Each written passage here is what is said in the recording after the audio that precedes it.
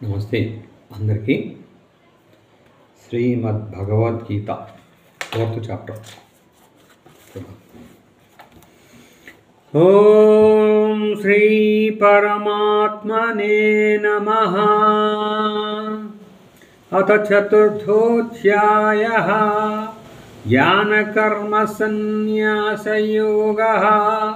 శ్రీ భగవాన్ ఉవాచ ఇమం వివస్వతే యోగం ప్రోక్తవాన్ అమవ్యయం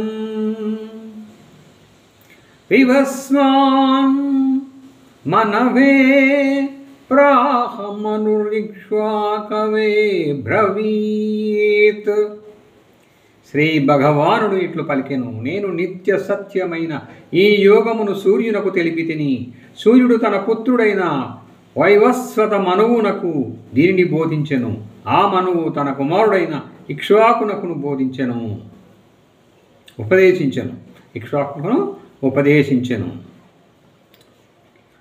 ఏవం పరంపరా ప్రాప్తం ఇమం రాజర్షయో విదుః సకాలేనేహ మహతా యోగో నష్టః పరంతప.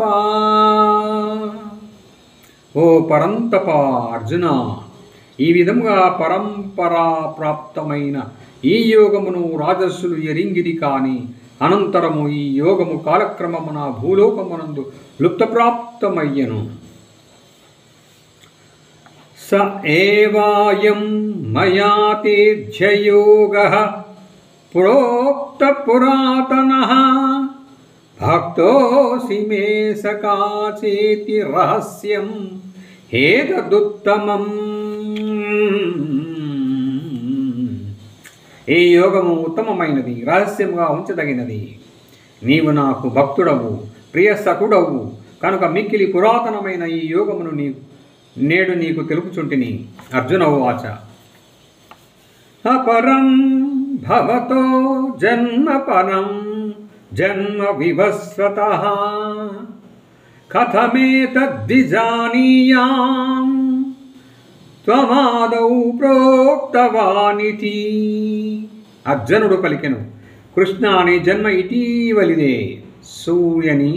సూర్యుని జన్మ కల్పాదియందు జరిగినది, అనగా అతి ప్రాచీనమైనది. కనుక నీవు సూర్యునకు దీనిని ఉపదేశించుట ఎట్లు సాధ్యపడునో దీనిని నేను విశ్వసించుట ఎట్లు అన్నారు. ఇప్పుడు శ్రీ భగవాన్ ఉవాచ బహూని మే వ్యతీతాని జన్మాని తవ చార్జున తాన్యహం వేద సర్వాణి నత్వం వేత్త పరం తప. శ్రీ భగవానుడు పలికెను, ఓ పరంతప అర్జున, నాకును నీకును పెక్కు జన్మలు గతించినవి, కాని వాటిని అన్నింటినీ నేను ఎరుంగుదును, నీవెరుగవు. అజోపి సన్నవ్యాత్మా భూతానామీశ్వరోపి సన్ ప్రకృతిం స్వామధిష్టాయ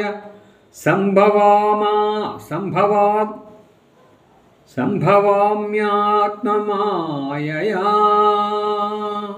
నేను జన్మరహితుడను, నిత్యుడను, సమస్త ప్రాణులకు ఈశ్వరుడను అయినను నా ప్రకృతిని ఆధీనంలో ఉంచుకొని నా యోగమాయచే అవతరించుచుందను.